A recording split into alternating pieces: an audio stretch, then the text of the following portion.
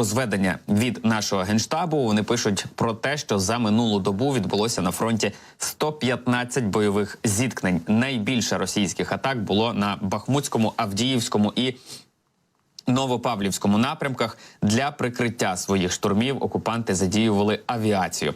Загалом ворог завдав 5 ракетних та 47 авіаційних ударів, при цьому здійснивши 90 обстрілів із реактивних систем залпового вогню як по позиціях наших військ, так і по населених пунктах. З артилерії росіяни обстріляли понад 110 населених пунктів.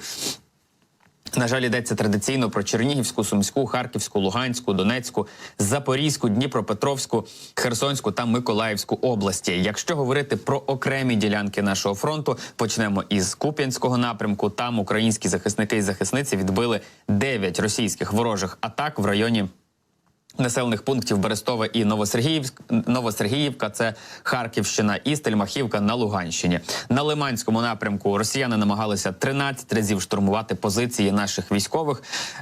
За підтримки авіації вони намагалися здійснити ці штурми. Йдеться про їхні наступальні дії в районах Твердохлібового, Невського, Серебрянського лісництва, якщо говоримо за Луганщину, і Терни, Торське, південніше Зарічного, це уже на Донеччині. На Бахмутському напрямку 33 ворожі атаки в районах населених пунктів Білогорівка, Верхньокам'янське, Новий, Іванівське, Кліщіївка, Андріївка, Роздолівка і, звичайно, Часів Яр, де зараз окупанти намагаються дуже активно тиснути на позиції наших захисників і захисниць. При цьому, якщо говоримо за Донеччину, то і там росіяни теж активно використовували свою авіацію для підтримки наступальних дій. На Авдіївському напрямку теж було дуже гаряче. Там відбили наші сили оборони 24 ворожі російські атаки. Йдеться про Архангельське, Новокалинове, Очеретине, Сокіл, Соловйове, Семенівка, Орлівка і Нетайлове. Це все Донеччина, і там теж за підтримки авіації росіяни намагалися проводити свої штурми.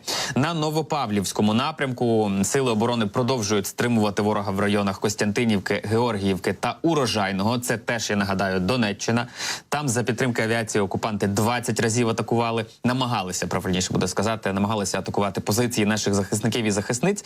За Оріхівський напрямок, якщо говоримо, там ситуація трохи легша, не така інтенсивна, як на вище згаданих ділянках фронту. На Оріхівському напрямку за підтримки авіації 7 разів все ж атакували позиції українських захисників і захисниць. Йдеться про атаки в районі Старомайорського. Це теж Донеччина і Новодарівка, якщо говоримо за Запорізьку область. На Херсонському напрямку росіяни не відмовляються від наміру вибити підрозділи українських захисників і захисниць із займаних ними позицій на лівобережжі Дніпра, там де створюється плацдарм і тримається плацдарм.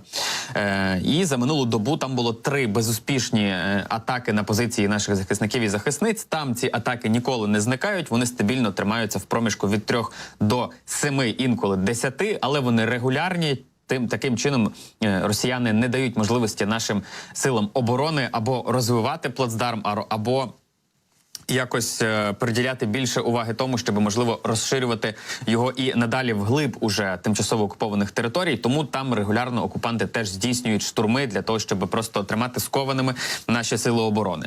Загалом авіація за минулу добу завдала ударів по 5 районах зосередження особового складу росіян, а підрозділи ракетних військ та артилерії завдали ураження по 1 району зосередження особового складу і 2 радіолокаційних станціях окупантів. Ситуація на фронті загалом є стабільно важкою, стабільно напруженою, тому що допоки чекають наші сили оборони на підтримку з боку Сполучених Штатів, а вона має бути, як казали попередньо американські посадовці, з дня на день, росіяни часу не гають і намагаються усіма доступними їм способами все ж таки просуватися, щоб захопити якомога більше території. І найбільше цю активізацію російських окупантів ми бачимо саме на східних рубежах нашої країни, на східних фронтах. Донеччина, Луганщина, там росіяни намагаються дуже інтенсивно штурмувати з величезною кількістю бронетехніки, насправді, тому що ми у зведенні нашого Генштабу в статистиці втрат, зрештою, теж бачимо, скільки бронетехніки вони втрачають.